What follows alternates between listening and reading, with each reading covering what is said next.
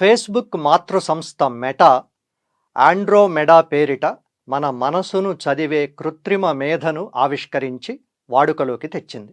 సామాజిక మాధ్యమాల్లో మనం ఏం చూస్తున్నామో, ఏం వింటున్నామో, దేనికోసం ఎక్కువగా వెతుకుతున్నామో పసిగట్టి ఆండ్రోమెడా ఆ కంటెంట్ను, ఆ ప్రకటనలనే మన ముందుకు ఆటోమేటిక్గా తోస్తూ ఉంటుంది. దీనివల్ల అటు ప్రకటనల ఆదాయం పెరిగింది, ఆ ప్రకటనల ద్వారా రిటైల్ అమ్మకాలు కూడా గణనీయంగా పెరిగాయి. మనిషి పోతే ఆ మనిషి జ్ఞాపకాలే మిగులుతాయి. ఆ మనిషి రాసిన రాతలు, ఫోటోలు, ఆడియో, వీడియోలు ఉంటాయి.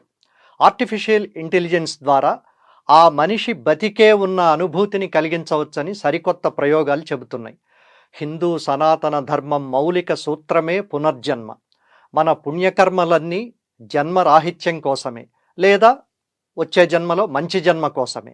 అలాంటి పునర్జన్మ డిజిటల్ వేదికల మీద కూడా వస్తోంది.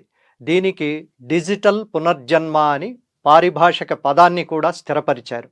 ఉదాహరణకు, ఒక మనిషి 80 ఏళ్లు బతికి వయసుతో వచ్చిన అనారోగ్య సమస్యల వల్ల చనిపోయాడు. అతడు వాడిన సామాజిక మాధ్యమాల ద్వారా అతడి గొంతును, రాసే పద్ధతిని, ఆలోచన విధానాన్ని కృత్రిమ మేధ అంటే ఆర్టిఫిషియల్ ఇంటెలిజెన్స్ పట్టుకుని అతడిలాగే అతడి బంధువులకు ఉత్తరాలు రాస్తూ ఉంటుంది. ఫోన్ చేసి గ్రీటింగ్స్ చెబుతుంది. ఎప్పుడు కావాలంటే అప్పుడు పలకరిస్తూ ఉంటుంది. దాదాపుగా అతడు బతికే ఉన్నట్లు బంధువులతో మాట్లాడుతూనే ఉంటుంది. ప్రస్తుతానికి ప్రయోగాల దశలో ఉన్న డిజిటల్ అమరత్వం భవిష్యత్తులో నిజం కాబోతోందని ఈ రంగంలో నిపుణులు చెబుతున్నారు.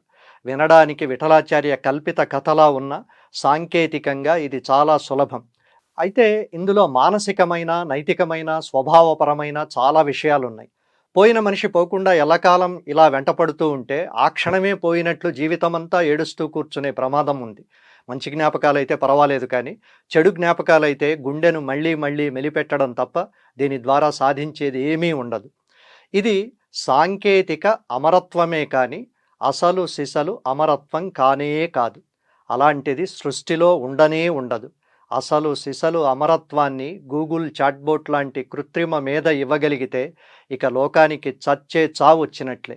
చావు లేని, చావలేని డిజిటల్ అమరత్వమైన సామాన్యం కాదు అనుకునేవారు ఇక మృత్యుంజయ మంత్రాలను పక్కన పెట్టి డిజిటింజయ మహామంత్రాలే దిక్కు మొక్కు అనుకుంటారేమో.